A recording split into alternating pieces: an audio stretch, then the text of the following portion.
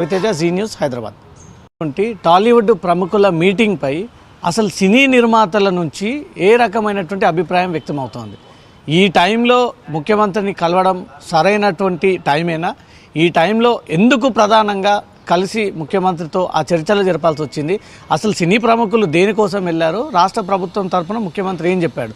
దీనిపైన బయటి నుంచి ఇదే ఇండస్ట్రీకి చెందినటువంటి ప్రముఖ నిర్మాతలు ఏం ఆలోచిస్తూ ఉన్నారు, ఏ అభిప్రాయాలు వ్యక్తం చేయబోతా ఉన్నారు? మనతో కేతిరెడ్డి జగదీశ్వర్ రెడ్డి గారు ఉన్నారు.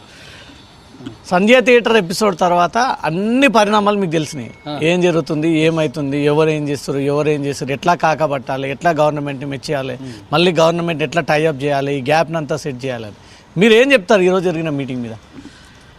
ఈరోజు జరిగిన మీటింగ్ ఒక చారిత్రాత్మకమైన మీటింగ్ అని చెప్పవచ్చు. ఎందుకంటే రేవంత్ రెడ్డి గారు పడిపోతారేమో అని చెప్పి చలనచిత్ర పరిశ్రమకు చెందిన వాళ్ళందరూ, సినిమా హీరోలు వాళ్ళందరూ అలా వచ్చేసి రేపు పండక్కి రిలీజ్ అయ్యే సినిమాలకి రేట్లు పెంచుకునేదానికి వాళ్ళు ఒక వ్యాపార దృక్పథంతో ఉంటారనమాట. మెయిన్గా అక్కడికి వచ్చిన వాళ్ళంతా, ఈరోజు వచ్చిన వాళ్ళందరూ పార్ట్నర్సే, ప్రతి వ్యవహారంలో పార్ట్నర్స్. థియేటర్లు లీజీలో పార్ట్నర్సు, సొమ్మసాలు అమ్ముకునే దాంట్లో పార్ట్నర్సు అందరూ వచ్చి రేపు పండక్కి కలెక్షన్లు సంపాదించేదానికోసం దిల్ రాజు దాన్ని ఏంటంటే ఆ ఎపిసోడ్ని మా సంజా థియేటర్ ఎపిసోడ్ నేను ఫినిష్ చేస్తాను, నువ్వు ఫినిష్ చేయి అని చెప్పి ముఖ్యమంత్రి గారు చెప్పారు అని అంటే దాన్ని ఫినిష్ చేసి వెంటనే 1 కోటి రూపాయలు, 50 లక్షలు, 2 కోట్ల వరకు దగ్గర వాళ్ళకి ఇచ్చేసి అది ఫినిష్ చేసి ముఖ్యమంత్రిని ఇండస్ట్రీకి సంబంధించిన పెద్దలు కలుస్తారు అని చెప్పి ఇమ్మీడియట్గా అపాయింట్మెంట్ తీసుకోవడం జరిగింది. తీసుకోవడం జరగడంలో ఉన్న అంతర్యం ఏంటంటే, మెయిన్గా చెప్పాలంటే వాళ్ళ సినిమా రేపు వస్తుంది కాబట్టి ఆ సినిమా రేట్లు పెంచుకునేదానికి చేసే ప్రయత్నంలో ఇదొక భాగమే. కాకపోతే రేవంత్ రెడ్డి గారు తన ధర్మాన్ని తాను నిర్వర్తించాడు.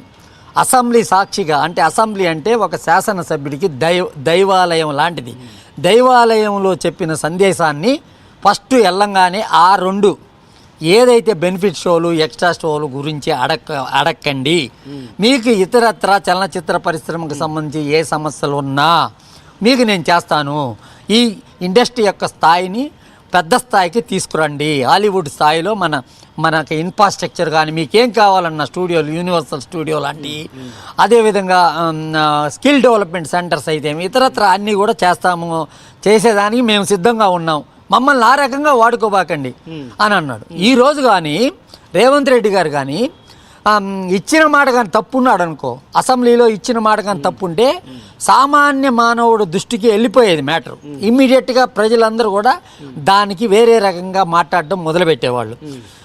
ఎప్పుడు కూడా ఇండస్ట్రీ చాలా లిమిటెడ్గా ఉంటారు, ప్రేక్షకులే ఎక్కువ ఉంటారు, సినిమా చూసేవాళ్ళే ఎక్కువ ఉంటారు. ఇండస్ట్రీ అంటే లిమిటెడ్ పీపుల్, వీళ్ళకి బెనిఫిట్ చేయాల్సినంత అవసరం అయితే లేదు రాష్ట్ర ప్రభుత్వాలకి, ఏ రాష్ట్ర ప్రభుత్వాలకైనా. ఎందుకు లేదంటే వాళ్ళు పాన్ ఇండియా సినిమాలు అంటున్నారు కదా, ఓవరాల్ ఇండియా మొత్తం రిలీజ్ చేసుకుంటున్నారు సినిమాలు. ఎక్కడో దగ్గర సంపాదించుకోండి. ఇప్పుడు ఇక్కడ పుష్ప 2 ఇక్కడ రాలా, అక్కడ వచ్చేసింది నార్త్ ఇండియాలో అంటున్నారు కదా, సంపాదించుకోండి. మీరు ఆ విధంగా ఆ దశగా ఉండండి. ఇక్కడ ప్రేక్షకుడికి శక్తి అంతే. ఇక్కడ ఎంత సంపాదిస్తాడు నెలకి, ఎట్లేదైనా 15,000 సంపాదిస్తాడు అనుకోండి.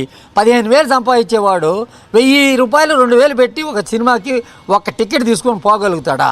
మనం ఆలోచించేది ఏంటంటే స్థితిగతులు బట్టి, ఇక్కడ పెరుగుతున్న స్థితిగతులు, వాతావరణాలు బట్టి రేట్లు